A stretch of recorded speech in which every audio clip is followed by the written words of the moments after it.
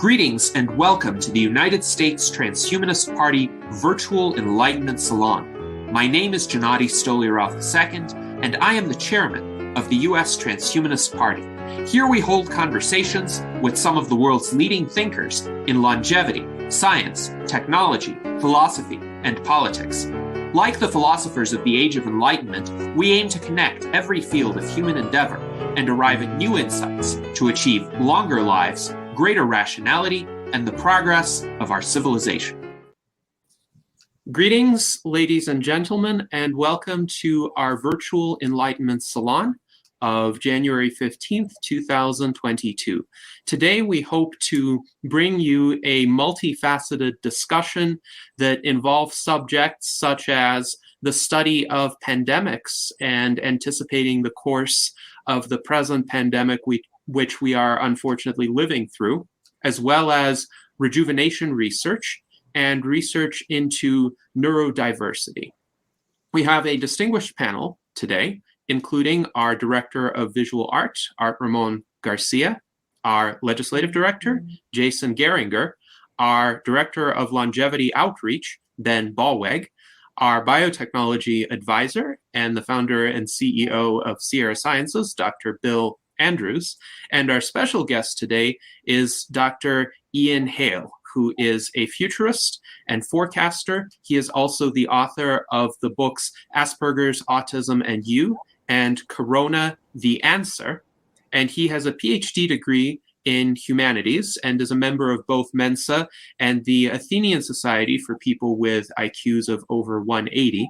He is a researcher, public speaker, and writer in areas such as special education, neurodiversity, genetic engineering, life extension, and PTSD. He is a consultant and webcast professional, a trained laboratory chemist, and has continued science since childhood, leading to his support of transhumanism. And also just joining us today is our friend Jason Mercurio of Ageless Partners. We had an excellent virtual enlightenment salon with him last year as well. But now I would like to turn this over to Dr. Ian Hale. He is having a bit of an audio connection issue, but I'm going to signal to him to begin his presentation. And Dr. Hale, if you are able to begin with your introductory remarks, please do so. I think he is still muted. So we're going to let him resolve those issues. And in the meantime, I want to ask Dr. Bill Andrews, since you have been looking at the course of the COVID pandemic extensively over the past several years, what can you tell us about the current situation in terms of the spread of the Omicron subvariants and the likely future course of the pandemic? Well, let me just, I do have a lot of contacts in China. I have business relationships, things like that. And I am getting the most horrible emails from them where all their friends are dying and there's massive numbers of people getting infected and getting really sick. And everybody's relatives and kids and family members are getting all sick. And it's a lot worse than what we're hearing in the news. And we're hearing that it's a lot worse than we're hearing in the news too from the news, but it's actually true. The feedback I'm getting from my personal connections are pretty horrible. So there's something really bad going on there with the COVIDs. But I'm not certain what else. In my area right here, I'm kind of surprised that we're still really low. I usually always say that when a big outbreak occurs somewhere else in the world, since it takes like 5 days approximately to actually see symptoms after you get infected, when we see a big outbreak with symptoms somewhere else in the world, we can already say it's already here, okay? Because it spreads pretty fast. But in the last several weeks, I have not seen it go up, at least in my county. usually that's the only county I monitor, which is Washoe County in Nevada. Um, the So I'm not exactly certain what's going on, but I do know that you know, I love to play with the DNA sequences from the different variants and align them and try to come up with models to explain how one became another and things like that. So I can't think of anything interesting that's popped up lately. The only thing that came up the last year was the significant difference between like the Delta and the Omicron. The Omicron seemed to be somehow, I want to say almost man-made, because it was like a combination of a lot of other variants. And if I had to guess, and I can only guess, I'd have to say that somebody tried to create a safe SARS-CoV-2 virus, and that's what the Omicron was. But they didn't take into account things that are in the like spike protein that actually interfere with immune responses. The spike protein is known to contain a domain in it that actually interferes with something called the non-homologous end joining enzyme that is actually involved in shuffling DNA fragments in the V, D, and J regions of our chromosomes. I'm probably getting too technical, but it's when you induce an immune response to something, that's the only place in humans where we will actually shuffle our DNA, okay, or have different versions of DNA get created. So when we say that every cell in our body has the same DNA except like red blood cells, that's not true in these immune cells because there's these regions called V, D, and J that shuffle to create the part of the antibody that actually recognizes the invader called the antigen. But the V, D, and J is partially made by using this enzyme called the non-homologous end joining enzyme, abbreviated NHEJ for short. And the spike protein actually contains a domain in it that inhibits that enzyme. So it's really hard. So even the Novavax vaccine, which I think is probably the best vaccine out, it still has that problem with the inhibitor. And it's easy to design spike proteins that have that NHEJ inhibitor domain knocked out. It's just nobody's done it yet, and it's because nobody wants to spend all the money to create a whole new vaccine. Is all I can guess. But there's lots of people that know all about it, lots of people that can design these things, and I'm just surprised that nobody has. But if I had several billion dollars, that's what I would do. I would create a new vaccine that has the spike protein and has the NHEJ inhibitor domain knocked out. I can't think of anything else to say unless people have questions. Yes, thank you, Bill. This is quite fascinating, and I do have a few questions for you before we go to Dr. Hale. And my first question is, with regard to the vaccine that hypothetically would have this inhibitor knocked out, would that vaccine then confer permanent immunity, or at least long-lasting immunity, against any possible SARS-CoV-2 strain that might emerge in the future? Well, it depends. I mean, if the new variants have a similar spike protein, then it will confer. And it should work just as good as any traditional vaccine, which gives you pretty much lifelong protection usually. I just saw somebody mention the Sinovac vaccine. That actually is my favorite strategy, the Sinovac, because that's essentially a whole virus, a killed virus. So you have more than just a spike protein. But it's not working. It's like, and I think it's probably because of this domain in the spike protein. So the Sinovac vaccine with the NHEJ domain knocked out probably would end up being the best vaccine on the planet. And they just have to work. So Ian just mentioned something about the Sinovac. Let me just read what he says. Yes, he says less than 40% effective. Yeah, that's been true ever since it first came out. Sinovac vaccine was the main vaccine in Turkey. And so I have a lot of connections in Turkey, and I was getting reports of people saying how wonderful it's working, but it only works wonderful on some people, not others. And I think it's because that domain ended up interfering with some people being able to generate the correct immune response. The old vaccines keep breeding more variants to dodge the vaccines. Well, that's the hearsay. It's hard to really understand how that's happening. It's also hard to understand why new variants come along and then the old variants disappear. It's all like guesswork as to what's going on there. But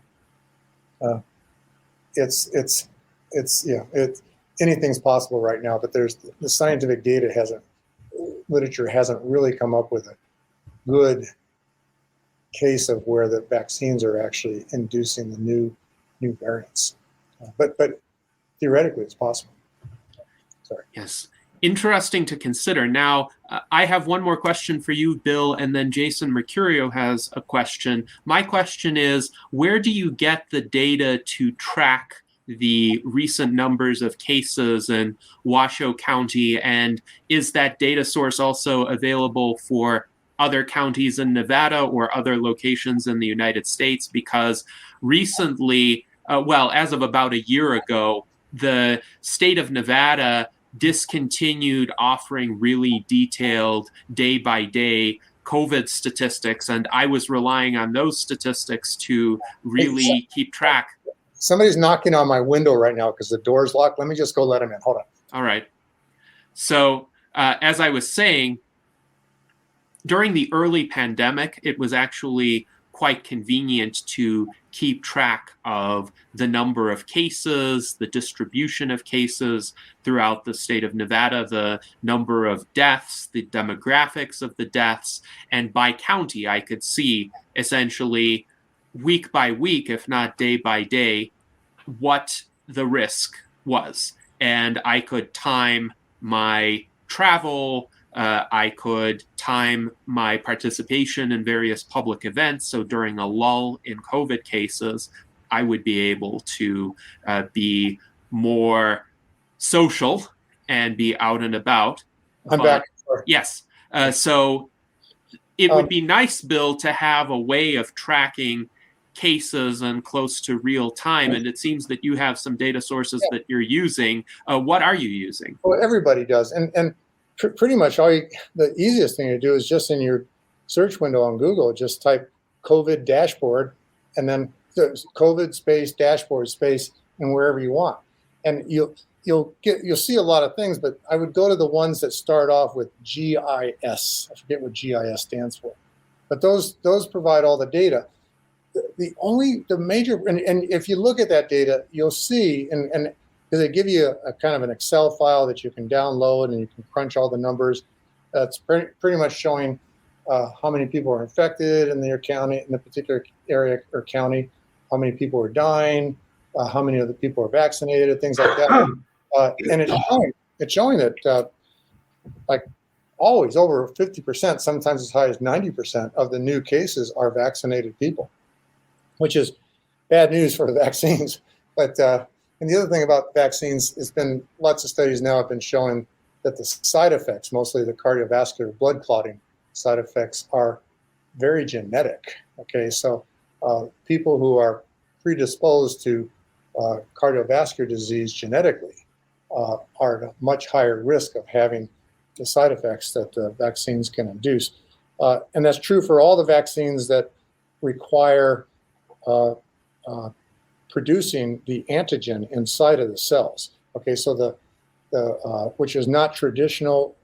Vaccines need to be made. The antigen has to be outside the cell, not inside the cell, to really induce an immune response.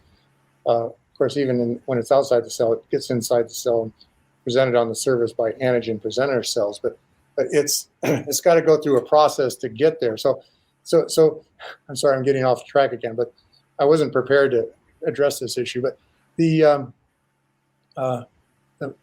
vaccines.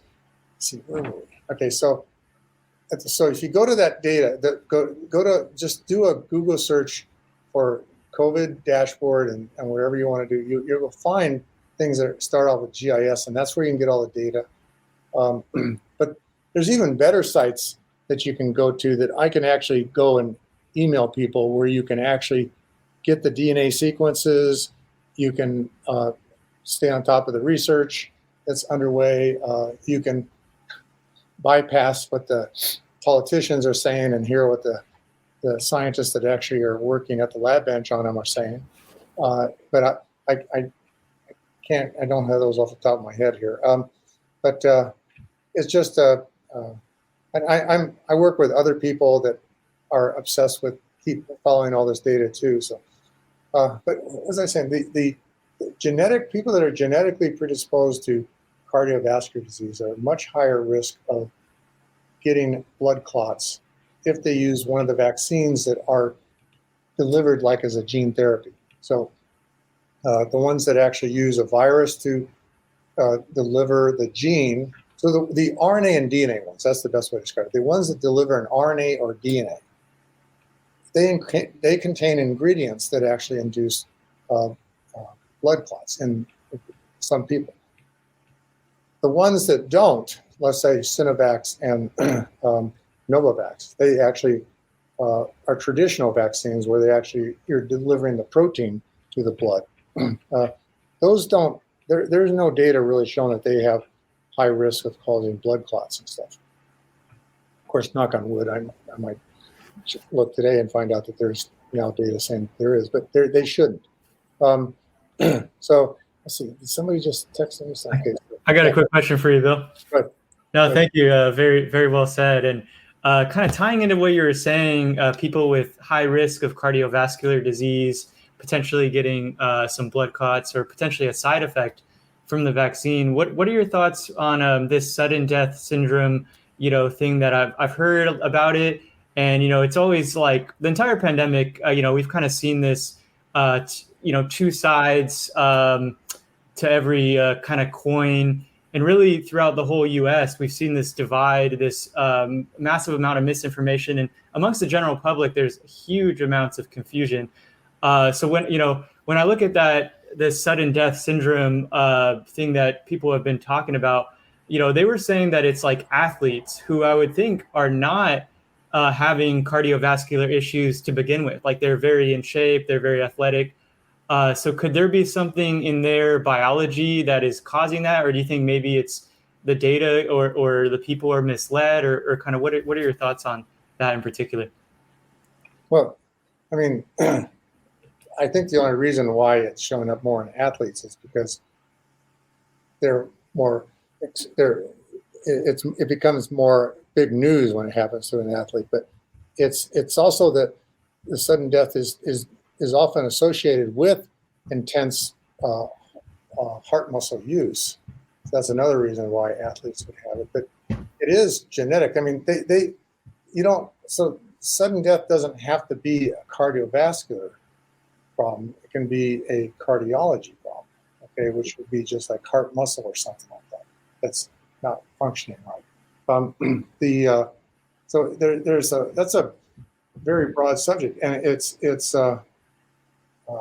but it's genetic. Okay, it's like usually when you hear about some high school kid dying while playing a basketball game from sudden death syndrome or whatever, it's usually that there's some genetic issue that person had. But thank you. I don't answer your question, but no, I haven't been following that specifically. I've just been following cardiovascular disease.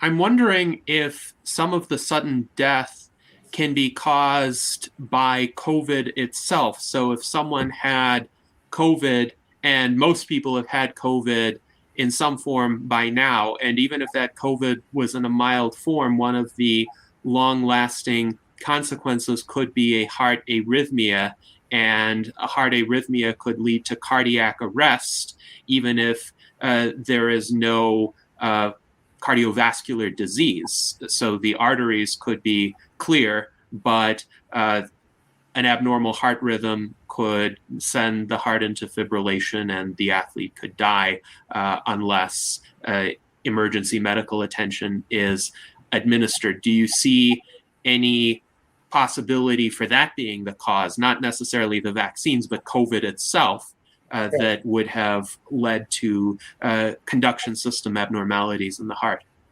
Yeah, oh no, absolutely. I think that the chances that the virus itself is going to cause those problems is like 1,000 times higher than the vaccines.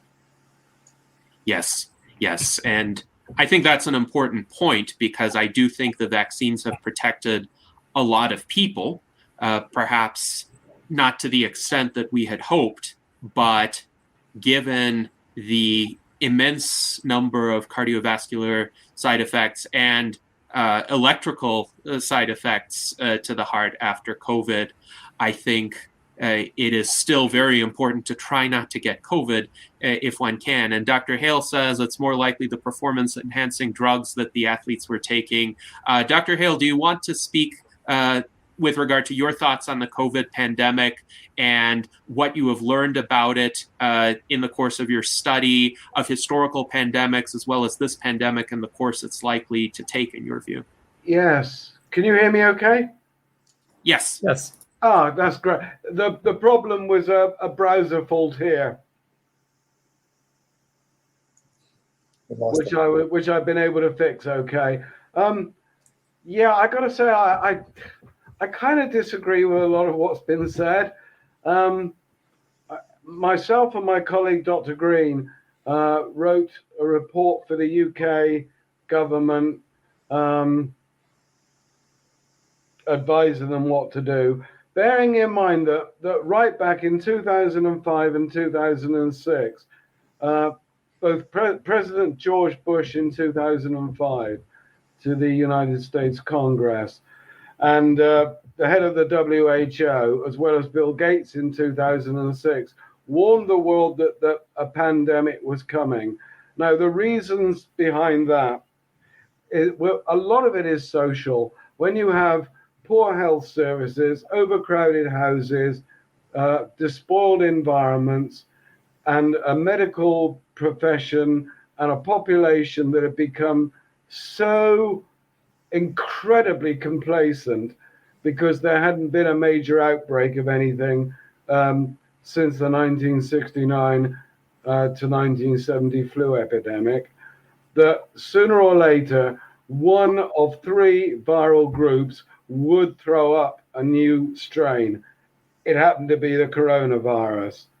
Now, when you look back in history, you take the Marseille plague, 1701 to 1702.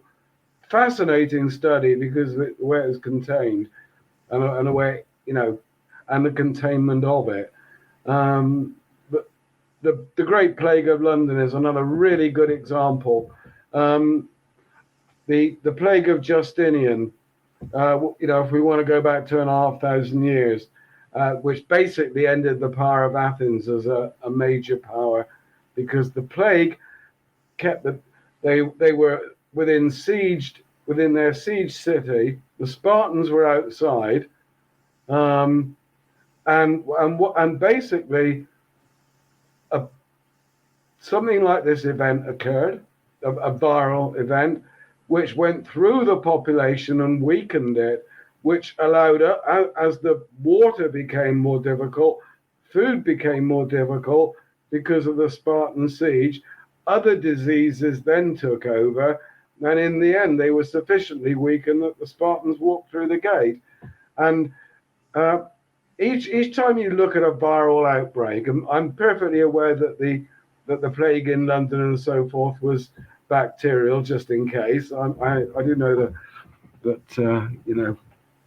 Bacillus pestis is a bacterial infection, but you look at all the viral ones, and now let's look at the American flu, 1917, 1920, that killed many more people than the Great War did from 1914 to 1918.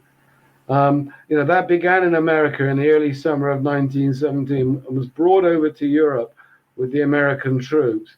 And, that's the history of that particular. That was one of the most dangerous viruses of all time. What's interesting about it is that it only killed one person over the age of 40. And typically viruses kill younger people, these kind of viral outbreaks. Partly that might be because previous generations have experienced similar viri and therefore have at least some residual immunity. The other thing that we learn from history is that viral epidemics typically have a 4-year life cycle. Now, we developed all these amazing vaccines. I was not myself. Dr. Green was very involved in developing the Oxford Zeneca vaccine, which was fantastically effective vaccine. But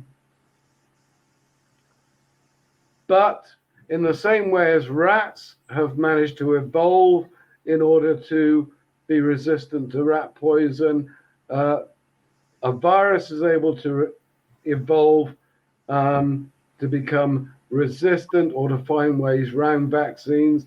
Bearing in mind the replication rate of corona is about 6 weeks. So it's evolving every 6 weeks, more or less. And it's always going to be a step ahead of vaccines. But after 2 years, everybody got so unbelievably complacent again. I mean, people never learn. They would never do. People like myself, medical scientists, were warning governments about long COVID, and they were ignored. And in my book, I've written that COVID will knock away the world's supply chains, because basically you've got so many sick people now that it's our very transport networks are under siege. And we can't afford to do this. And yet all the restrictions, the masking restrictions, the enclosed space restrictions, the intensive advertising for people to get their vaccinations, a particularly vicious strain of flu this year. People have been pushed to get their flu vaccines. They haven't done it. We're making the perfect storm here. And my guess is that a lot of the sudden deaths blamed on the COVID vaccines have actually been caused by this flu strain combined with COVID, because of the way that flu acts on the body. I mean, this is a particularly nasty type A strain. The particular part of the world I live in, which is Northwest Wales, had the lowest vaccination rate and, strangely enough, the highest death rate. And I don't know, 500-600 yards down the road, there's a vaccination center that's open 24/7.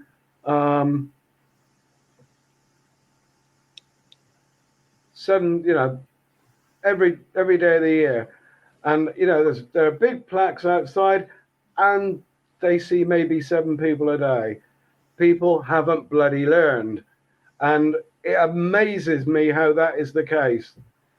The answer, the book's called Corona: The Answer, and one of the answers that I put forward is that people have to take a lot more responsibility for their own health and their own well-being, bearing in mind the effects of viral infections, one of which is dehydration, and that also will or can indeed occasion heart problems. People are not being socially responsible. They aren't masking, they're not distancing, they're not getting vaccinated, they're not taking the right supplements. They're continuing to drink. I speak only in my local area, insane amounts of alcohol, and we know the problems that causes with the immune system. I get a little tired of hearing pharmaceutical companies getting blamed for everything, and the fact that individuals and governments don't seem to want to take any responsibility for the lack of action that people like myself have been recommending to them since the first deaths of COVID. And the lockups were insane. Yeah, great. Crowd together a lot of people. Make sure that you can get every combination of that virus recombining into new variants. And then, yeah, let them out all over the world. Let them travel on trains and boats and aircraft. Let them go to cinemas and karaoke's and everything else. Yeah, that's really, really stupid. And that was why I came to warn about the second wave that I said would start early this year. Mr. Mercuria has seen the video that I did for Indian TV about 10 days ago, because someone there had read the book and thought, wow, he predicted exactly that this would happen. And the result is because, the unbelievable, as I say, I've not used it for the third time, but the complacency and the arrogance of the majority of people in the Western world. And the fact that governments are too frightened to upset people's feelings, too frightened to say, look, this is what medical science is saying. We're going to do this. And unless we do take the bull by the horns here and stop in its tracks the spread of COVID, then the Western supply chain will snap. We will not have power. We will not have food. We will not have medical supplies. We will not be able to be getting people to hospital because we won't have the fuel supplies, the gas supplies. And that's what I said in the book, and that's what I said in the broadcast. It is time people woke up and realized that this was a world-changing event. I mentioned at the beginning that my first PhD was in humanities. I was a history specialist, which is really how I came to study the history of diseases. And one of the things you learn from history is that plagues have been the biggest contributors to change in history. Everyone thinks of war and, brave leaders and knights in armor and the crashing of the guns and the sounding of the trumpets. But when you really want to get down to what changed things on a socio-economic basis, and indeed on a population basis in terms of things like migration, then study the great plagues of history and the effects they had. Okay, we'll maybe talk about more of this later, but I think it's time that governments and societies took some responsibility for their own stupidities and the fact that they don't want to listen to people like us. I mean, they hate people like us, I don't know why, but they do. Well, thank you for your remarks, and I think it's worthwhile to explore this subject in some detail. Now, Daniel Tweed has an interesting question. He writes, how can we vaccinate our way of something that makes a new variant every 6 weeks? It seems to Daniel that the current course of action is not particularly efficacious. And I do sympathize with that statement. I was vaccinated 4 times with the Moderna vaccine. It did not prevent me from catching Omicron BA.5, the subvariant, which is now diminishing in prevalence because an even more contagious set of subvariants are replacing it, in particular XBB 1.5, which is the most contagious yet. And there are some estimates that 80% of Americans will catch XBB 1.5 because it evades prior immunity due to vaccinations or from prior infection. So what personal precautions would you recommend for people during especially this challenging time when there's a strain circulating that can negate any previous protection that one might have built up? Well, I recommend, first of all, that people get vaccinated because at least, because we now have another dominant strain, it doesn't mean that the other strains haven't gone away. I certainly recommend that people should get their flu vaccinations. I certainly recommend that people should make sure that they keep their magnesium and zinc at good levels because they're very important for the immune system. and stay out of crowded pubs, and don't go to cinemas, and don't go to, big indoor meetings. And when you go into a shop, try to go in at off-peak times to avoid crowds.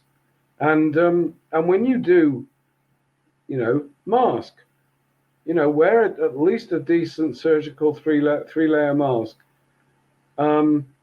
That's my, and get out and try to have a walk in the fresh air every day, because you're not going to catch you out in the open air.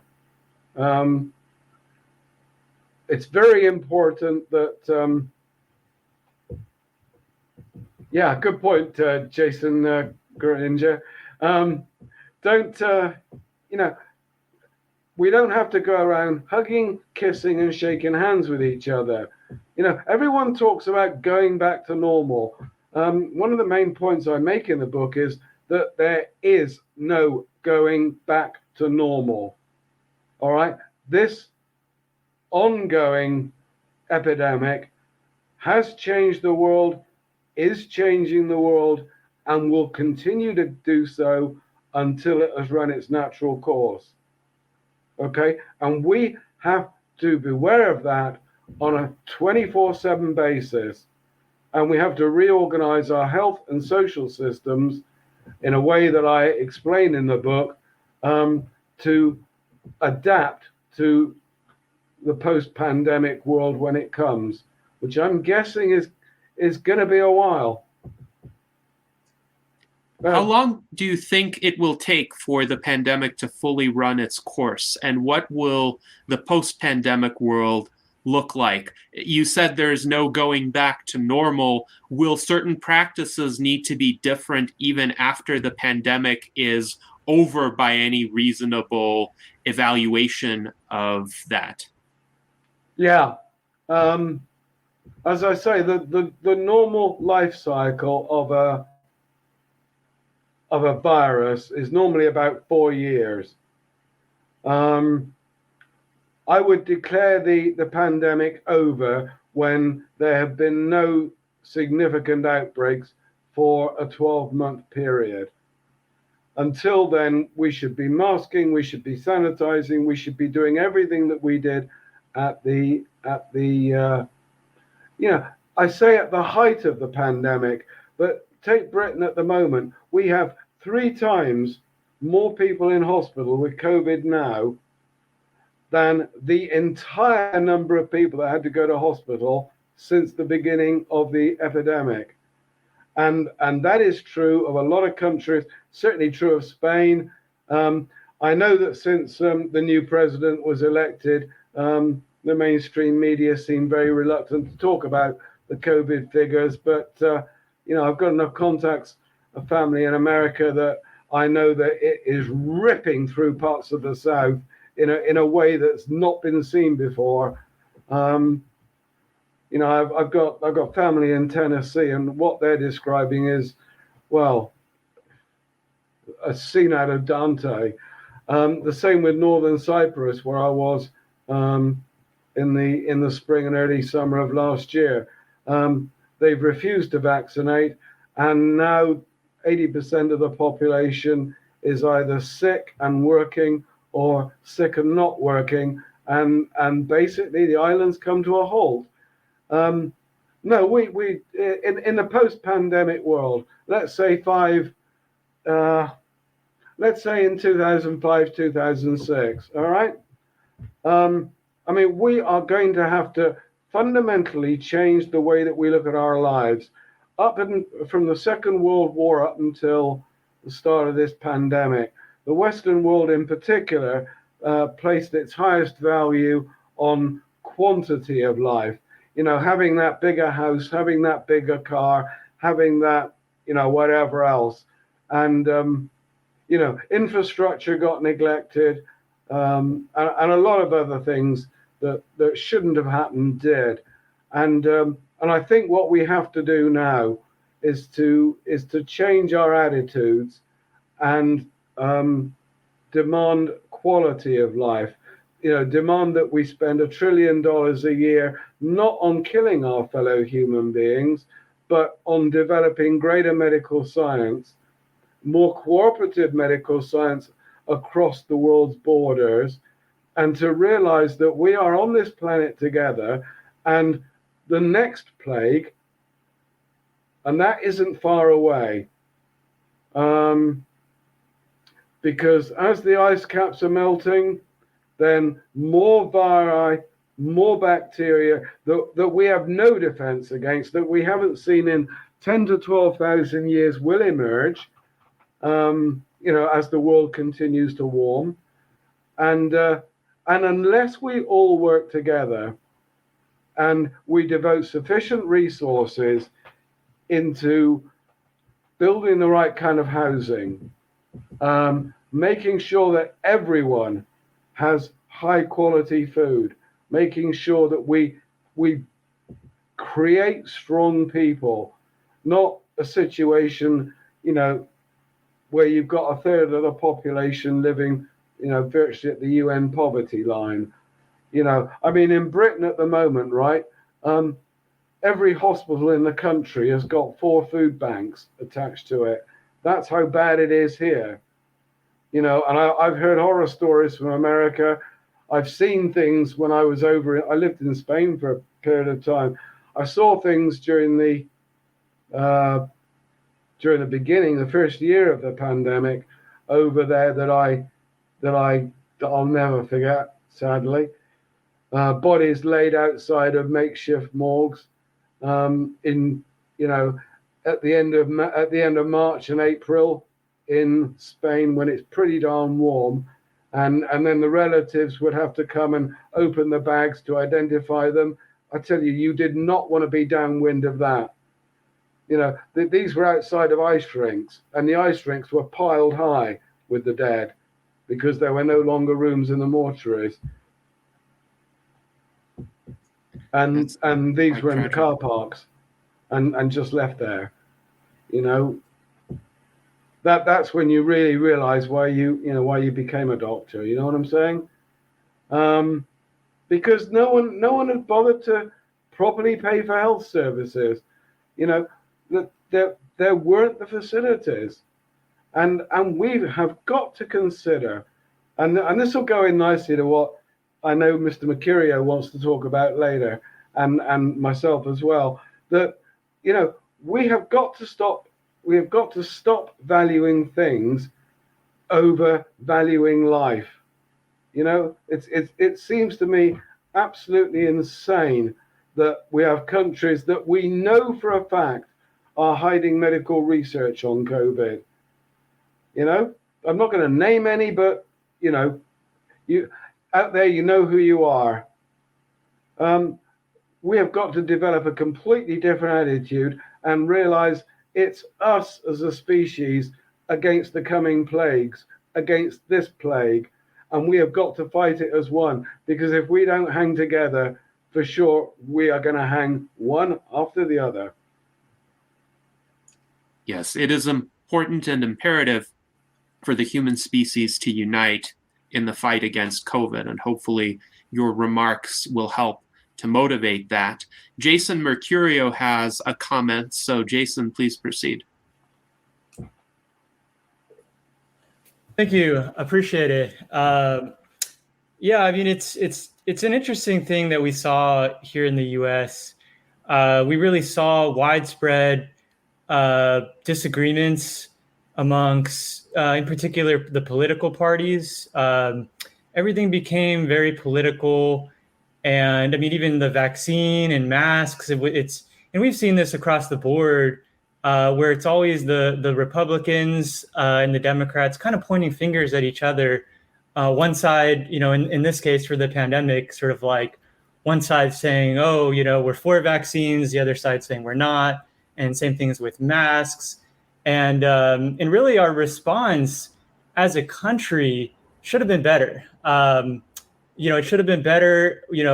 I think our leaders could have done a little better. I know it was a tough situation. It wasn't something easy, but there should have been a better response. And things like this have been predicted, so you would think there'd be a little bit more preparation. And And really the core confusion too is, I see it as a capital allocation problem.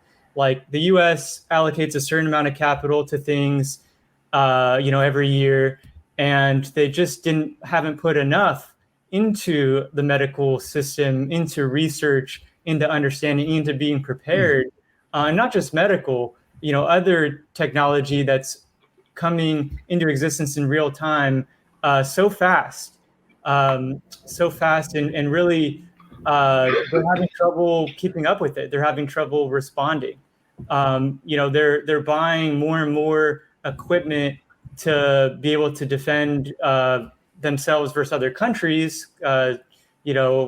These huge planes and these new drones, like these new ones that are just coming out, which it could be good to have, but really the disconnect is like how many people are dying from aging in particular. Now, COVID, some people would say, is actually an age-related disease to some degree.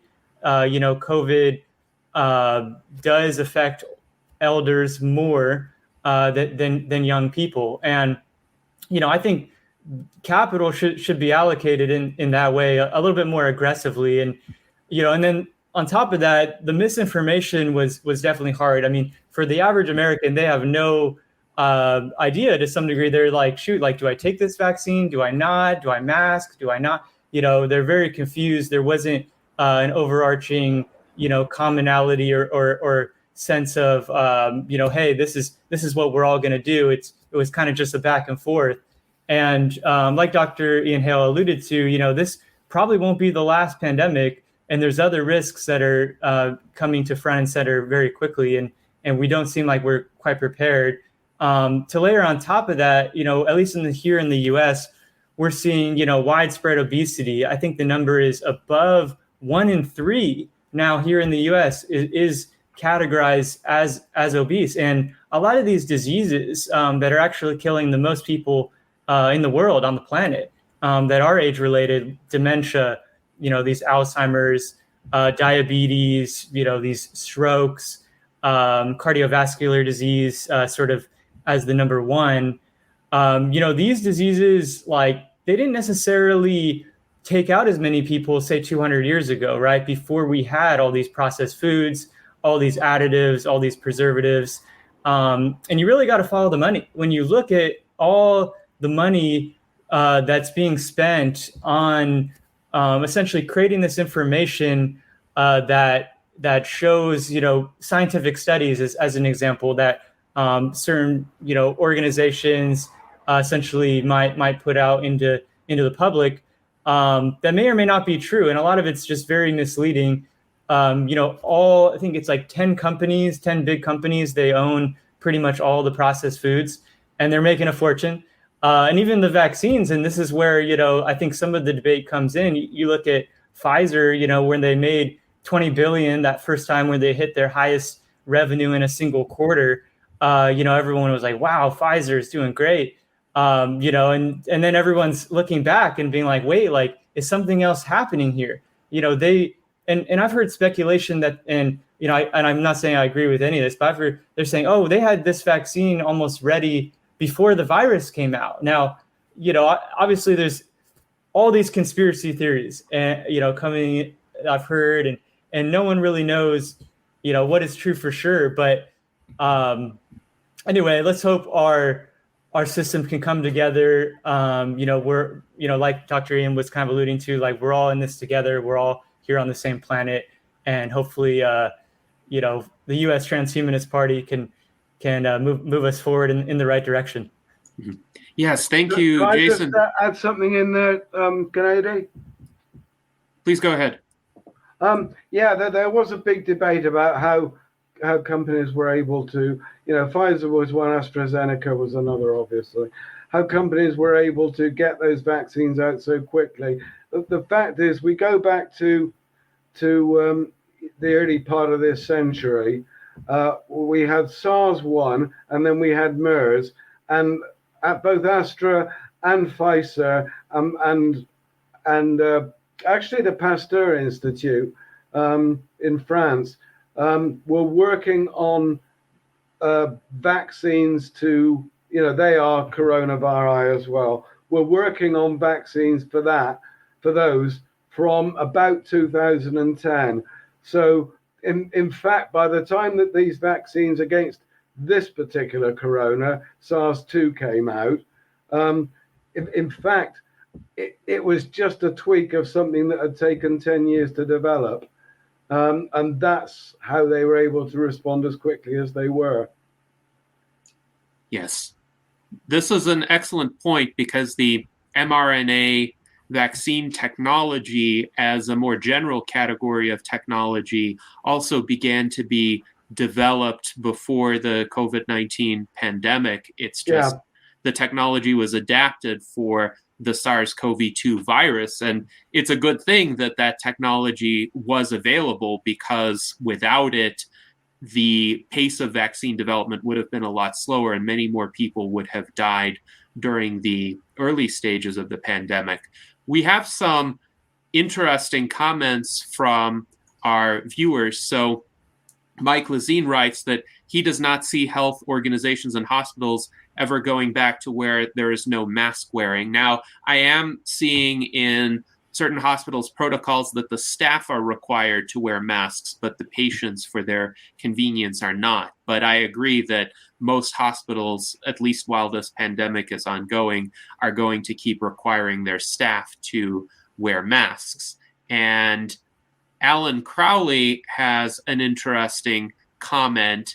Essentially, he writes that everybody agrees that the pandemic could have been handled better. However, people disagree on how exactly it could have been handled better. So our response should have been better. Everyone agrees. The disagreement is on which way is better. And that is an ongoing subject of debate, especially as the virus continues to evolve and new strains may challenge strategies that were previously thought to be effective and offered a reasonable amount of protection. Alan Crowley also points out, and Jason emphasized this as well in his remarks, COVID attacks people with comorbid conditions, especially aging, but not always aging-related comorbid conditions. So people who are immunocompromised, for instance, may be attacked by COVID, and there could even be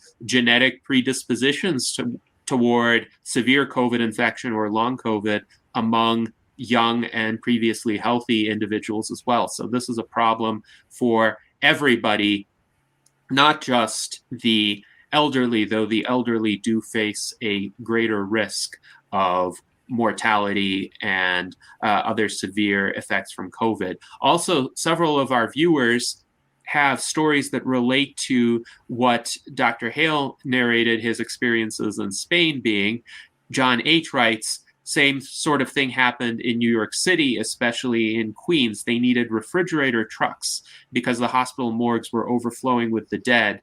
And in retrospect, this is horrible imagery. Luis Arroyo, who is also from New York City, writes that the local hospital near him did that, and seeing that was definitely odd. But New York City was hit very hard early on during the pandemic, to the point where there were very few supplies, there were very few masks or other personal protective equipment. And yes, there were a lot of situations like that, which is grisly to think about in the 21st century. And I hope we can avoid that happening again. This is why in March of 2020, the U.S. Transhumanist Party proposed rapidly constructing new hospitals to double the hospital capacity in the United States. But unfortunately, that advocacy fell on deaf ears because American mainstream politicians were not actually interested in solving the problem. As Jason pointed out, they were interested in politicizing the problem and creating fault lines between right and left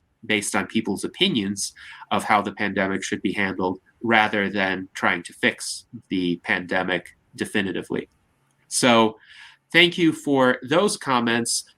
I will pose one more question from one of our viewers, John H., on the subject of COVID, and then we can move on to rejuvenation research. So John H. is wondering about fomite transmission.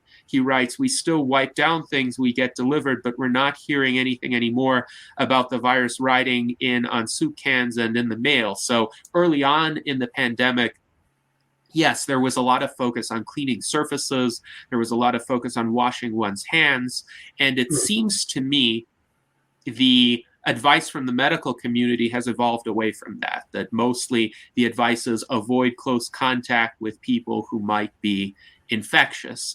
What value, if any, is there to cleaning surfaces, cleaning objects, washing hands? Do you think that would contribute significantly to protecting oneself, especially from these new hyper-contagious subvariants like XBB 1.5? Well, certainly hand washing is very important, but I'm probably going to get into trouble for what I'm about to say, right? But I'm gonna say it anyway because that's kind of who I am. A lot of the he talks about wiping things down that were getting delivered. Amazon parcels, mail. Wiping down soup tins that you picked up. Actually, that didn't come from the medical profession. That came from politicians, and the idea was to give people a sense of empowerment and to take their minds off the situation. From a purely medical standpoint, there was never any sense to it, and it didn't mean anything. But yes, keeping your hands clean is very, very important. And also, strangely, one of the things, what people don't realize, they think that COVID enters primarily from the mouth and nose. And that actually isn't true. It enters primarily through the eyes and ears. So, if you can keep your eyes covered, and wear a hat as well, a bobble hat or something. Every little helps. You with a mask, a bobble hat, and I don't know, pair of goggles, whatever you want to wear. That is going to give you the best chance. I'm not going to give out. I'm aware of the poverty, in my country, in your country, and in the world at large. I'm not going to, sit here, talking across the Atlantic and, giving people advice that's going to cost them, money that they don't have. But, people can make eye protectors. People can, even if it's putting a bit of newspaper in their ears, and wearing a disposable mask or whatever else. An N95 mask, clearly better. But keep your hands clean, and make sure you wash your face regularly. And there's what they call the red zone there. Okay, a lot of people, when they wash their face after they've been out to the shops, they don't do this. But when you think about it, that's where most of the spit, if people aren't wearing a mask, is going to go. So it's worth pulling a wet wipe across that, as well as using a wet wipe on your face or on your hands, or soap and water, or, one of the alcohol sanitizers. So, you could certainly do that. And but no, you're not going to pick it up off a can of Campbell's soup or, an Amazon package unless the spit is still wet, basically. Yes. Thank you for those remarks. And actually, when you were speaking, I was reminded of the Microclimate Air 2 helmet. So this was a helmet that was developed, at least the first version was developed in 2020.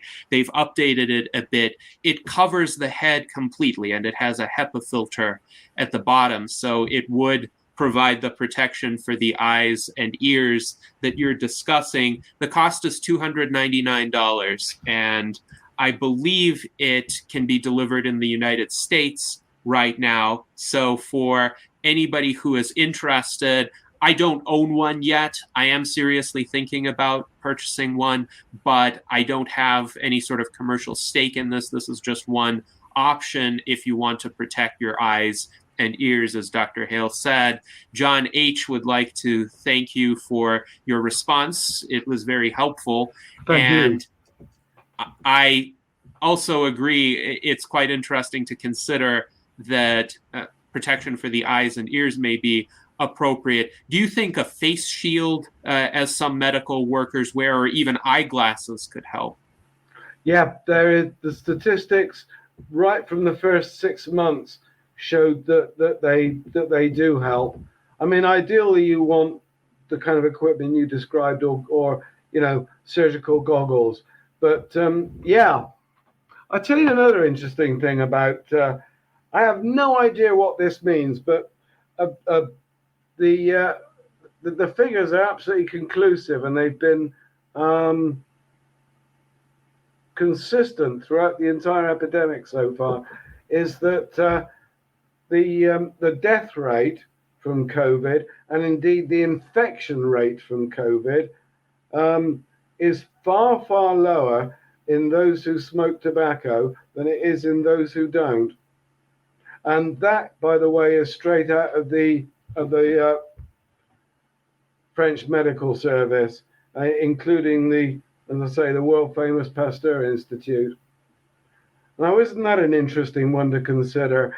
In 1970, 2 years after he did the world's first heart transplant, Dr. Christian Barnard wrote a book on the subject of, a huge research project on the subject of viri, contaminants, and tobacco smoking, and actually made the prophecy that when an epidemic came, if it were a viral one, people who smoked would be more likely to get it less badly than people who didn't. Well, there is a paper from 2021, and this is from BMC Public Health. I've linked to it here, which says the opposite. Smoking is associated with worse outcomes of COVID-19, particularly among younger adults. Yes, very true. But that's very different from what we're getting from the European statistics. Mm-hmm. So make of it what you will. Interesting. Well, how much do you think that has to do with viral load? I mean, and how much does viral load really have to do with it, in general? Because, I mean, if you got somebody breathing right in your face, are you going to get the same as if you just got, a little? No, you will get a lot more. But viral load is one of the crucial things, as clearly you understand. Yeah, I mean, the nearer the person you are. I mean, I remember back in 2000, it was December the 23rd, 2007. I went to get some very late Christmas shopping, and a woman with a child in a very crowded shop, doing last minute Christmas shopping, as was I, basically coughed straight all over my face. And I got about the worst case of flu the second or third worst case of flu I've ever had. I mean, I was soaked with it. So yeah, viral load, what is called in the initial inoculant, which is the first dose of the virus heavy material you receive. Yeah, that's terribly important. I mean, if you just get a little bit, it actually can act as, in the same way as a vaccine does. It can actually prep your immune system for it. But yeah, get up close to someone who's singing karaoke or something, or, coughing their innards out, unmasked and everything. And yeah, you're going to get it. You're more likely to get it, and you're more likely to get it badly. You're absolutely right. Yes. And John, that's why I'm saying that any steps that you can take, please do. It's not only it's good for you, it's good for your family, and it's good for everybody else. For me, not wearing a mask would be an act of selfishness. So John H. also points out that people tend to give smokers plenty of social distance these days, so that there may be a correlation there. If people are staying away from smokers, then other people who are COVID positive may be less likely to pass on the infection to the smokers. Yeah, and of course, smokers, in entertainment establishments are segregated. So that could well explain. It could be very well explained in sociological terms as distinct from medical terms. Yes, interesting discussion. So there's one more comment that is interesting enough that I want to bring this up. Sergei Gubkin writes, he wonders how did the Russian-speaking community, with a large number of seniors and not following masking or social distancing guidelines, avoid mass deaths in the first wave of COVID.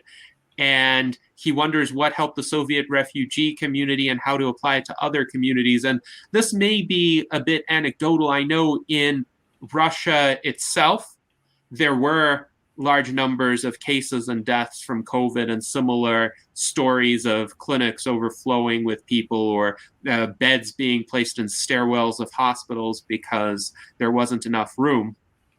In the United States, in other Western countries to which large numbers of Russian-speaking people have immigrated, I think one of the explanations might be that these communities tend to be fairly tight-knit, but more, let's say, insular with regard to the outside world. And this is especially the case for seniors. So people who come here not knowing the English language very well or preferring to speak Russian, preferring to stay among their group of immigrants, they may not be contacting the outside world as much. So they may not be going to as many large public gatherings. They may be going to gatherings within their communities, but to some extent, those enclaves, by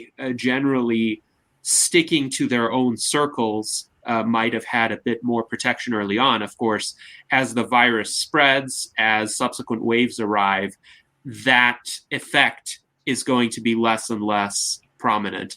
That's my hypothesis, but I welcome any others. All right, I'm not hearing any others. So I would like to move on to the subject of rejuvenation research. And Dr. Hale, if you would give an overview of what your interests in the area are and what you think some promising developments in the recent past have been. Well, first of all, I should probably explain why I think it's an important thing. I'm a great believer in and this is why I believe in good medical services, because the better they are, the more choices people have. And I think it's very important that people have choices over their lives. I've also got from many years of experience as a medical researcher and scientist. I am strongly of the belief that as machines, if you like, the human body is designed to live a lot longer than it is living currently. I like to use, and I know a lot of people don't like this, and I know it has a lot of flaws to it, but I like to use the analogy of people with motor cars. A really good Mercedes-Benz taken care of will last 1 million miles. The same car neglected, giving low-grade oil, not having its filters changed, et cetera, will be dead in 100,000 miles. But the car is designed to do 1 million miles, and this is how I feel about rejuvenation. We need to find a way of doing sort of restoration on people. And I believe that we need to present that as quickly as possible. I believe we should do it as a moral imperative because people should have the choice to live, as long and as healthily as they can, which, a part of that is about educating people in rejuvenation medicine, which we'll come on to later. It is said that every time an old person dies, a library dies with it. If we're ever going to achieve the transhumanist dream of extreme long life, I don't like to use the word immortality because, how do you define it? You don't. But, extreme longevity, and by that I mean going into a four-figure number of years plus.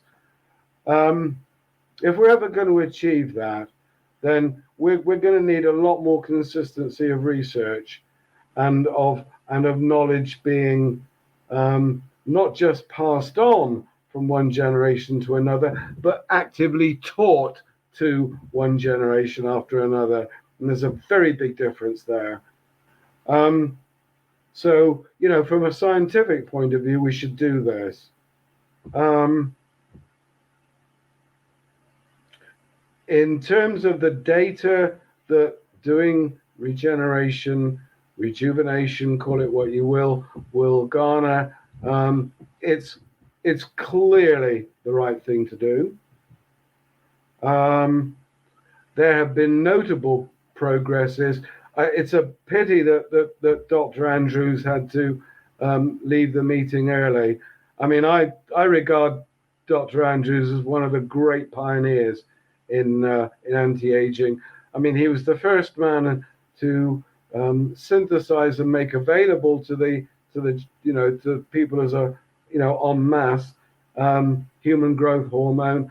The first man to be able to synthesize telomerase. The first man to do the genetic experimentation to slightly reprogram the genome in hopes of at least slowing up, if not reversing aging, with the participation of patient zero, Liz Andrews. You mean Liz Parrish? Andrews is an extraordinary man, and how he's never been given a Nobel Prize, I think, will remain one of life's mysteries. But there we are. I mean, the work of David Sinclair, the work of George Church, the work of Aubrey de Grey, the work of Professor Wang in the University of Seoul in South Korea, Sir John Solston, Professor Watson, Coldstream Harbor Laboratory, clearly genetic reprogramming is what is going to help lead us into extreme life extension.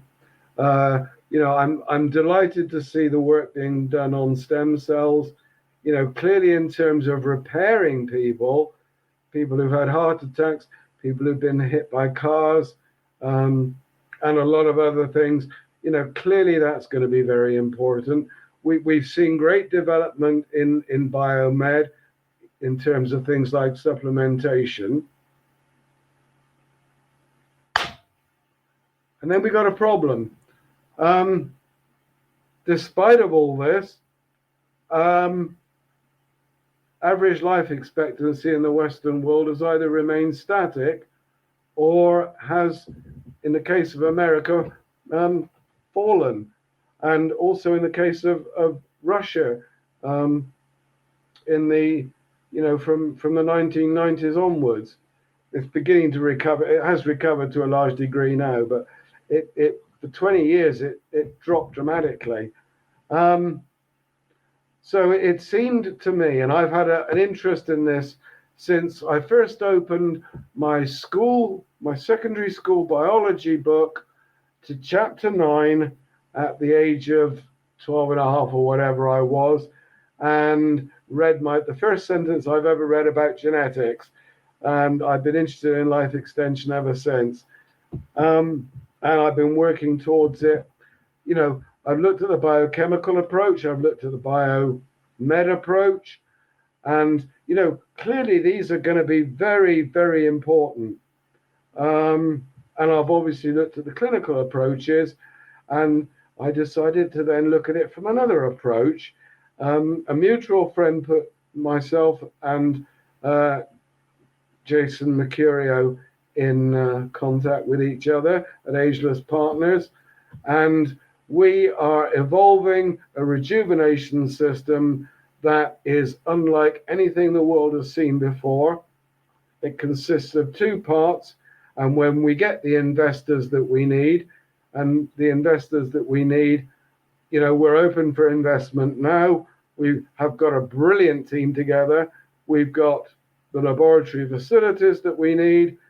You know, this is no pony and trap show.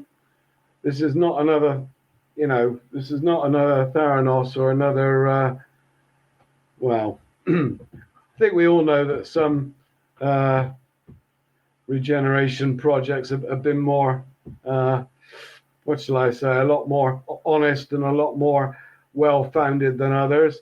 But a look down the list of the people who are with us, including Dr. Andrews, Dr. Jose Cordero, myself, Camilla Isabayeva, Tomas Zayaf from the Hebrew University in Jerusalem, and a number of other people who are very well known. My colleague and friend, Dr. Michaela Green, PhD Human Sciences from Oxford University, Public Health England, one of the lead data collectors that provided the research material for the Jenner Institute to develop Britain's COVID vaccination, and a great deal else as well, you know. So yes, we have got a tremendous team, a unique vision, the determination, and those who invest seriously with us, and we're not interested in crowdfunding or anything like that, will be the ones who will be treated first when we've developed the full system. And, you know, with the level of contribution that we want, they will not be charged for that service. So, yeah, I support rejuvenation. I support regeneration. I support the transhumanist movement and the life extension movement, and now we're doing something about it. And if we get the finance, we'll show you the regenerated subjects within 12 months of today. Thank you for those remarks, Dr. Hale. And I'm curious if Jason Mercurio has anything to add, since this is a collaboration between the two of you. Thanks, Nady. Appreciate it. You know, I think the thing that in the aging and rejuvenation space that we've seen this a lot. We've seen really a lot of lifespan studies on rats, worms, and, you know, other species. And really, when you do a lifespan study, the issue is that, you know, you basically have to wait for that species to die to really make some kind of conclusion or inference. But when you do rejuvenation or you target age reversal, you know, you're going to know if something works right away, pretty much. And so, you know, we can effectively measure the biological age of all 78 organs across the 11 main organ systems. And so you have like your circulatory system, you have your nervous system, you have your skeletal system, you have your muscles, you know, your muscular system. And each one can be targeted with a different method. And each one has a biological age, you know, each part of your body actually. And there's variation. For example, your skin ages much faster than your brain.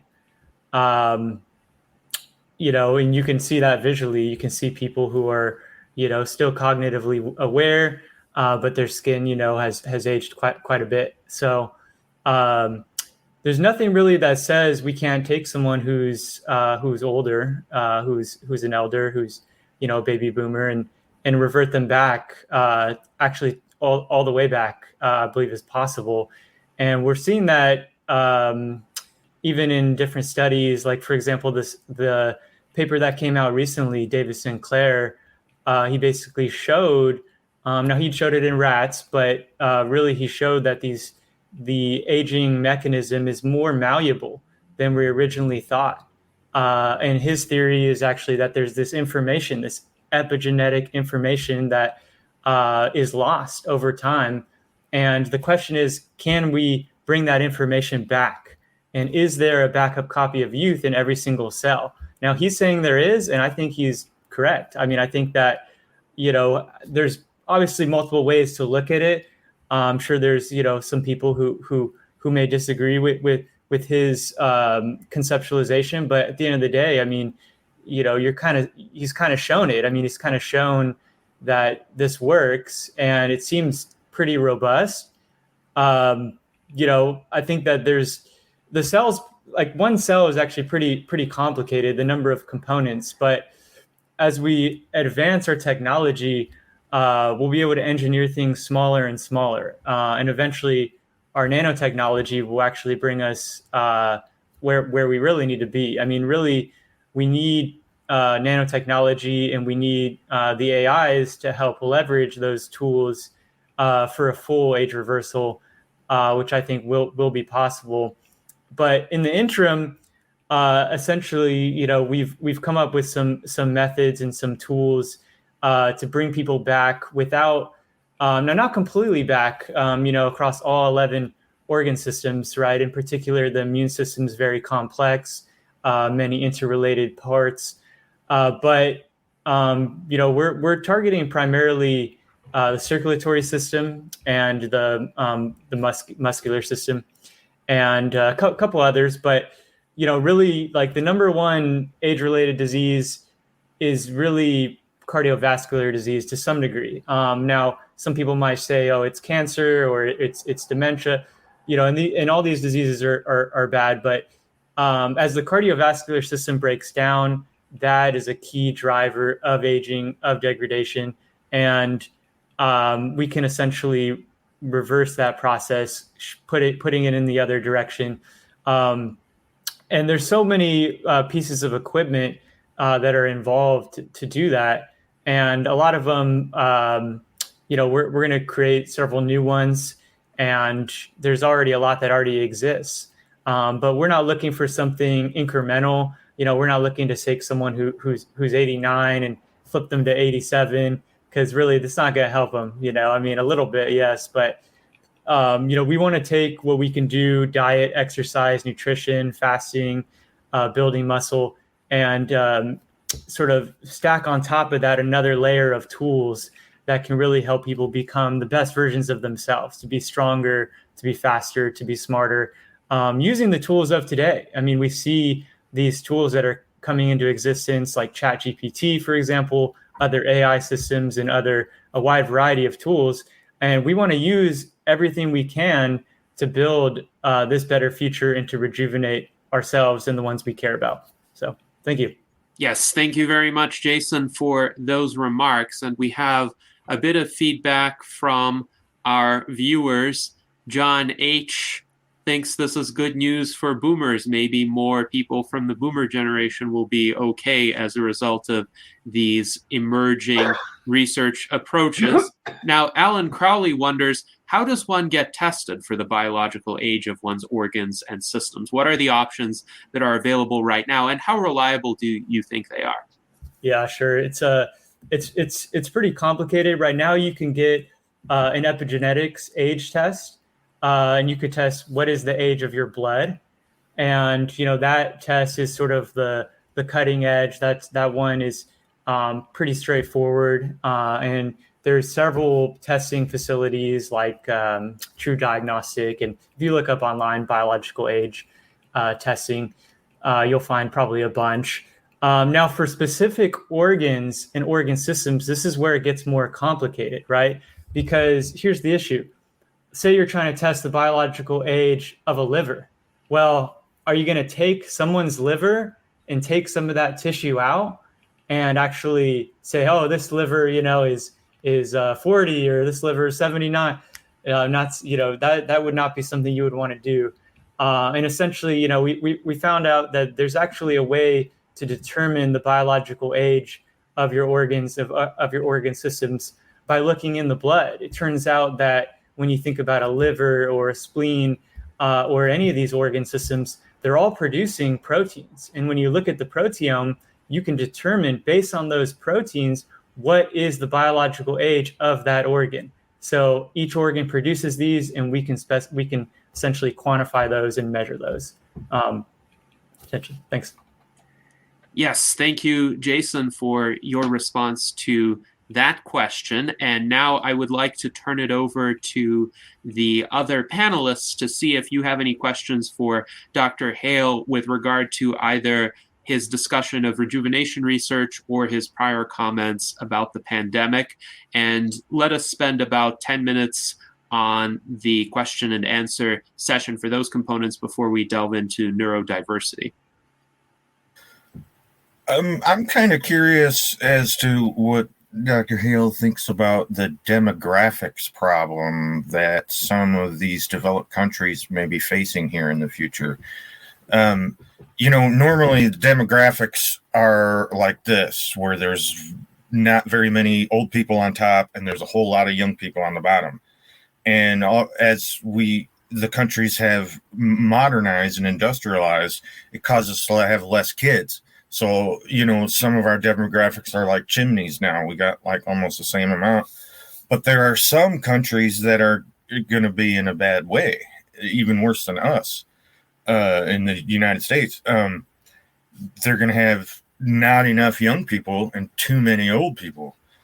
And I'm wondering, do you think that might have an effect on like maybe the amount of funding and just how serious? Because, there's only so many answers to a demographic problem. You had to have had kids 20 years ago. We already know what we're going to get, so there's only so many answers to that, problem. And I imagine that, longevity would be a good answer, because then them old people are back in the workforce. Really, they're back being productive. That's one of the main reasons we want to do it, because right now, you spoke about the United States, and I can speak about the United Kingdom, where we're seeing that exact problem that you described. And the fact is that we have got a diminishing workforce paying higher taxes to support an increasing number of increasingly frail older people. And sooner or later, that chimney, brilliant description, is going to topple over. And the best way, it seems to us, is to make that older age group much fitter. Think of the savings just to the health services. Okay, it's bad news if you've got a family of undertakers, but for health services, for social services, think of all that extra experience that will go back into the workforce. Every possible way you look at regeneration, rejuvenation, anti-aging, whatever. And I know we use different terms on, our respective sides of the Atlantic. It's a win-win-win for everyone. And we have a system that actually will do the job. Now, what will happen in 50 years' time? Well, at least we'll have 50 years to think about it. Yes, thank you for that response. And I completely agree. It is imperative to extend people's lifespans and the periods of time people spend in good health, because that is not only going to help those individuals, it is going to help our broader society, our broader economy. It is going to preserve those vast amounts of knowledge and experience and talent that would otherwise be needlessly extinguished. So rejuvenation is a tremendous part of solving these demographic issues that Jason spoke of. Now, let us turn to Art Ramon Garcia to see what question he would have. Yeah, sort of piggybacking on the study that David Sinclair did. So he was saying that there's epigenetic, the process itself is a breakdown in the epigenetic process and how it does repairs. So that's in the cellular DNA. So does mitochondrial DNA have its own epigenetic capability? And if it does, is that something we need to also study? Yeah. Yes and yes. Yeah, just to expand on that a little bit, the mitochondria is actually more complex than people think. There's actually multiple components in the mitochondria, including the mitochondrial DNA. And in fact, the mitochondrial DNA tends to mutate, and to actually fix those mutations is incredibly difficult. And one of the common misconceptions with mitochondria as well is that there's like one in a cell, but really it's a whole ecosystem. In every single cell, there's this ecosystem of mitochondria, and sometimes there's hundreds, if not thousands, of mitochondria in a single cell. And within just one of those components, there's within one mitochondria, there's so many parts to it. So in terms of like, is there an epigenome? Is there another layer on top of the mitochondrial DNA? Probably. Like the reading and writing capabilities of the cell probably degrades over time.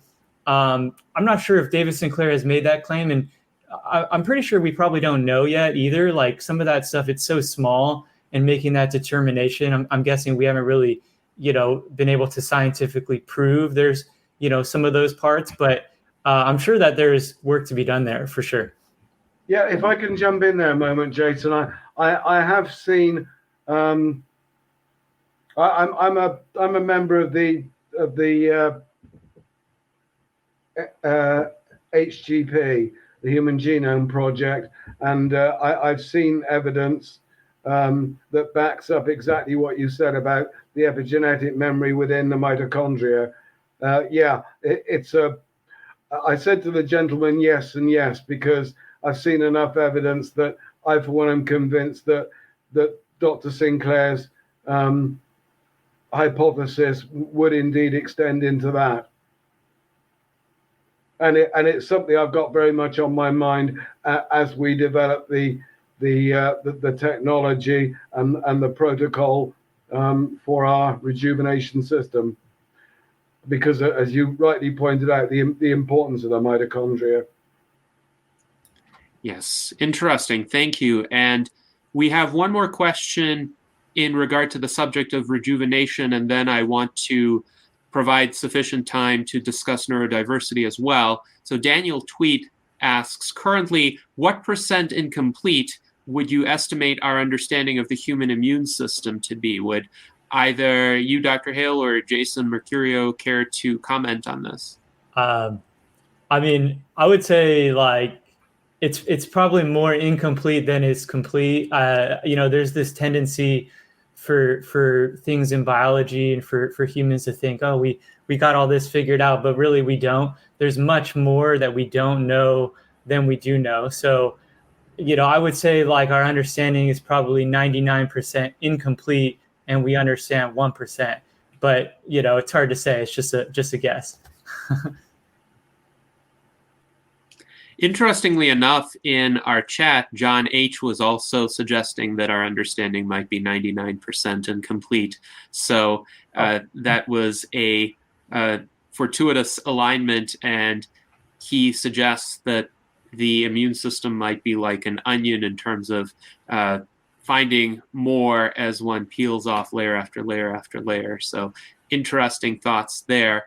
And also, several of us are curious whether you have any sort of website, any sort of link that you could share in regard to the rejuvenation system that you're working on. Nothing yet. We don't have anything posted on publicly on the website about that yet. We're still kind of putting together, the plan and the components. But if you feel free to reach out if you want to see, we're developing some pitch decks, but it's all kind of in the works. We're still in the early stages, so yeah. All right, thank you for that response. And now I would like to turn it over to Dr. Hale. If I could just make one mention there, Gennady. Yeah, Jason's a little too modest to admit it, but he asked people to reach out to us, and I'd like to echo that. I would also like to echo what John H. and Jason said, that, yeah, maybe we know 1% now. Which is another reason why we're doing this project. But we're a little publicity shy because, as I've said before, what we're doing is unlike anything that's been done before.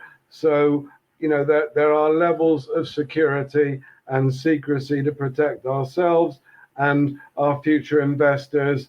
So, yeah, we're not making a big song and dance about it at the moment. But, yeah, please feel free to, speak about us, and we're available for people who, we're not shunning people, but right now we're so intense and working on, getting this made entirely ready and completing our team that we're not we're not making a big publicity drive at this point. I mean, we have made huge steps, and Jason's a little too modest to admit it, but that's the situation. But yeah, people who are really serious and interested and who want to be please feel that you can reach out to us. We're not kind of stuffy people. We're just very focused and very, very busy people right now. So, sorry for the 2 minutes, Gennady, but I just wanted to add that. If people do want to reach out to you, what is the best way? If someone wants to reach out, they can reach out to me. A lot of people will have my email, even just directly on our website. There's a way to contact us. LinkedIn's fine as well. So agelesspartners.com? Yes. All right. I will. You got a Discord put that too, in the don't chat. you? Say that again. You got a Discord too, don't you?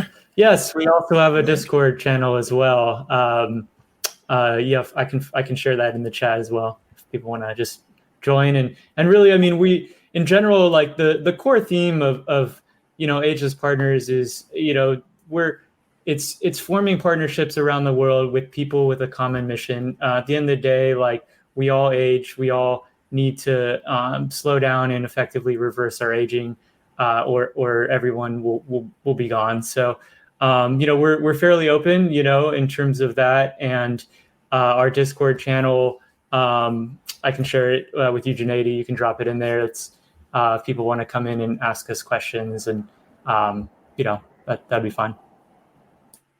All right. Well, thank you for that, Jason. And you can see here, agelesspartners.com is the website. I will share the Discord link when it becomes available. And now I will turn the floor over back to Dr. Hale.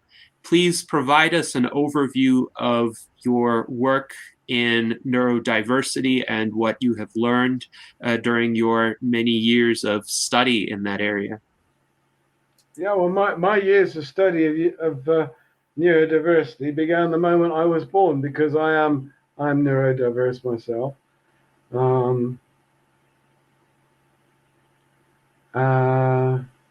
And basically, neurodiversity means being born with a different brain.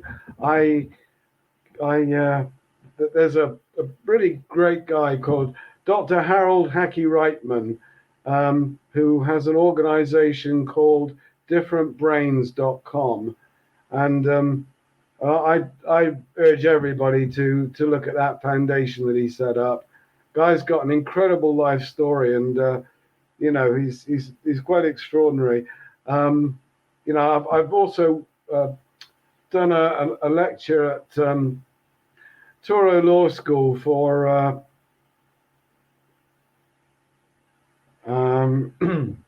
the Institute of Jewish Law, the head of Professor Samuel Levine, as well as numerous other broadcasts. And I've written a book about it, which is a great book, and I'm looking for a new publisher for it, because publishing hasn't gone well, but it's basically found its way into a lot of universities and everything. Now it needs a publisher to take it to the general public, which is what I always intended. Neurodiversity basically means being born with a brain different from normal. And by different, I mean a different size, a different shape, different chemical structure, different electrical structure, or whatever. That's what makes people neurodiverse. It's not a disease. You can't catch it, although mostly it's inherited. I managed to get access to my paternal family's records going back to the middle of the 18th century, and reading their correspondence and their poetry. I'm a very keen poet, by the way, and I'm a published poet, and I've had 1 or 2 awards for my poetry. You've got the scientist on one side and the poet on the other. Kind of like Einstein was, a brilliant cosmologist, but he was also a really very good violinist as well. Leonardo was, a great painter and sculptor, but he was also one of the finest mechanical engineers that's ever lived, devising all the different machinery that he did. So you'll find with neurodiverse people that most of them have got at least 2 sides to them. That kind of very yin yang balance, I guess you might want to call it. I don't know. Another really great example of a very neurodiverse person and a total genius was Jim Morrison, who was the lyricist, poet, and rock star of the 60s and 70s. And you had the kind of wild man on one side, which he definitely could be, and you read some of the most touching and sensitive poetry and innovative filmmaking. He was a graduate of the UCLA Film School. Genius level IQ. But who also loved fast cars as well. So you've got all those kind of different things going on. And Mike Lezina's just written in, yes, Da Vinci was into studying the human body and autopsying. So there we are. But the problem is that the people who are neurodiverse make up about 1% of the population. And as a result, we are misunderstood, underrepresented, undercared about, undersupported, unappreciated. It's extraordinary that the modern world was created by neurodiverse people like Bill Gates. He's never made any secret about his Asperger's. Steve Jobs never made any secret about his. We know that Nikola Tesla, Leonardo, Michelangelo, Mozart, Einstein, Virginia Woolf, Sylvia Plath. I could go on and on and on. Bill Murray, Daryl Hannah, Elon Musk. All have that same neurodiverse diagnosis. And people ask me, well, how do you know that Leonardo was, neurodiverse?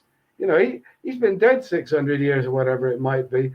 Well, the truth is that we do know a lot of the genetic patterns and sequences. We know a lot about the chromosomes, that the genes that go together to make the different types of neurodiversities look like. And if we take samples from, normally I would take from the teeth if I can get hold of them, or from bone, and we can from that reconstruct their genome, and we can see what neurodiversity they had. I don't know, a lot of you may be aware that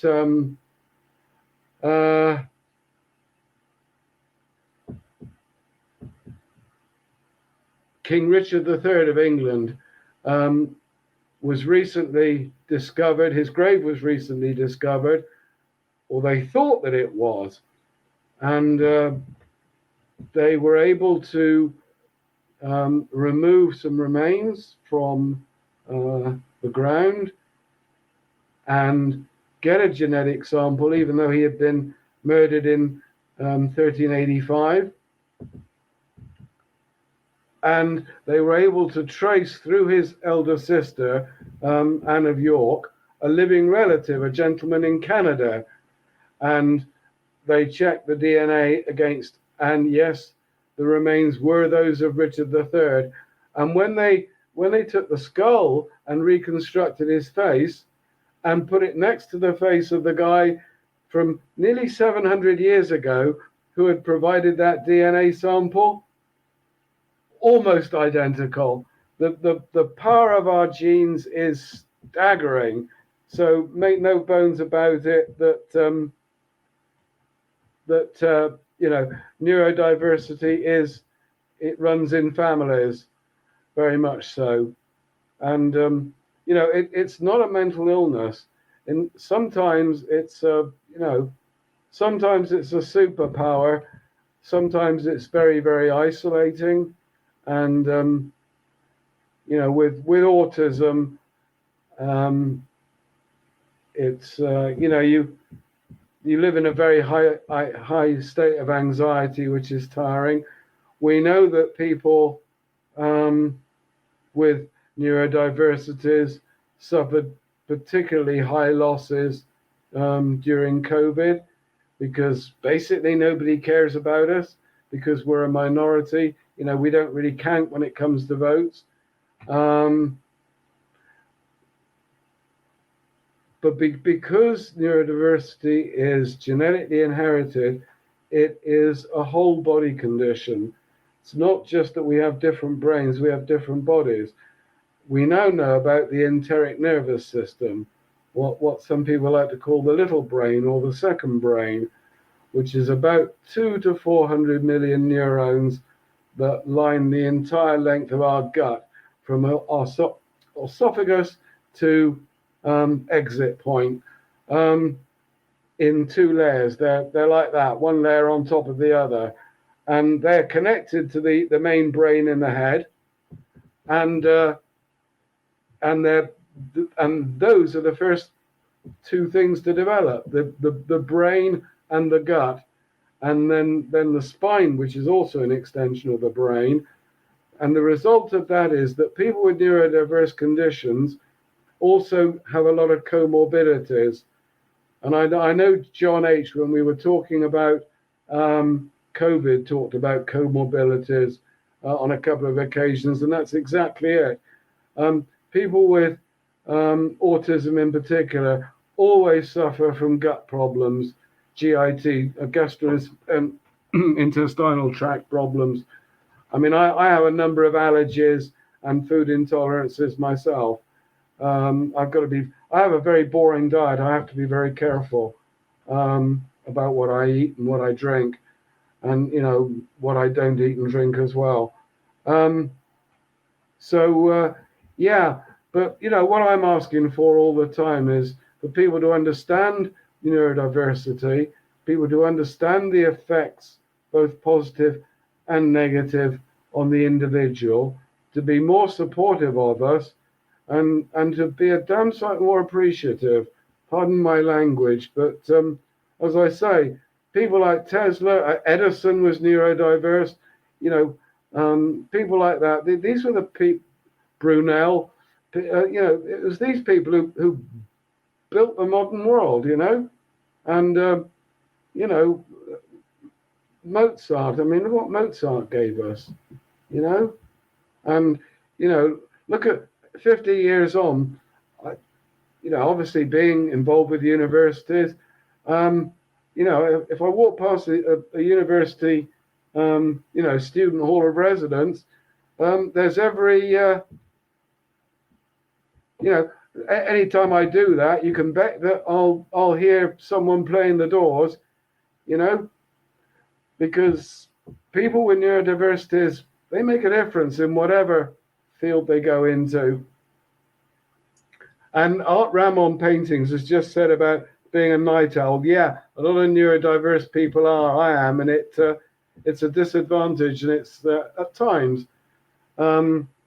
Me, I love the night. It gives me the time. It's where I do my thinking. When all the world lies hushed and fallen, is the way that I think of it, and there's a lot less kind of static in the air. I think you can think more clearly at night. Because one of the problems with neurodiversity is, very high sensory sensitivity, and of course at night it's all dark and all the rest of it. And being a night owl has its advantages. I know that when I was working my way through college, during the holidays, I worked night shift in a factory, and that was great because I was quite happy sleeping during the day, and I'm working during the night and getting paid twice as much as people doing the same job during the day. So, yeah, it can have its advantages, but all round, it isn't a problem. It's not my neurodiversity that's a problem for me, man. The problem is society and other people's attitude to my neurodiversity. That's what my problem is. Because we're not very good at the social side of life. We're certainly not very good at the financial side of life. We're very open and honest and very easily conned. Someone with autism is kind of the perfect patsy. I guess it would be too political to mention a name, but a certain figure associated with a well-known 20th century assassination was autistic. Let me put it that way. So there's all that as well, and this is why I've written this guideline book. I based it on the structure of the guide to the London Underground system, and what you'd call the subway system, and I've done that. So yeah, and I hope it will soon be published by a big mainstream publisher, and that everybody will be able to read it, as a pretty cheap download or paperback. I mean, the book on COVID, it's a treatise, really. It's only sort of 30 or whatever pages, and it's 99 cents on Smashwords, and it really does explain the history of COVID, and and how we need to reorganize our societal priorities to protect ourselves against it and future outbreaks. And in the same way as in this book, I've said how to help people with neurodiversity achieve their full potential. I find it very, very inspiring that companies like SAP, Microsoft, IBM have realized that people with neurodiversities do have a unique contribution to make, and that these forward-thinking companies, and I know Pfizer do this as well, are going out into the community and actually recruiting, actually bringing people into their family and giving people that kind of stability. And I know someone who's one of the top programmers for Xbox, who was who was brought in by Microsoft in exactly that manner, and being brought in from the cold, so to speak. And that's really what I think we need to be doing. Yes. All right, Dr. Hale, thank you very much. Unfortunately, we are out of time for our salon, but we appreciated your overview of neurodiversity and the benefits that neurodiverse individuals can bring to our society and our civilization. And certainly this is something that needs to be appreciated a lot more. Thank you to Jason Mercurio and Dr. Bill Andrews for joining us as well. Thank you to our U.S. Transhumanist Party officers and our quite engaged audience as usual. And until next time, I hope that we all live long and prosper. Thank you. It's been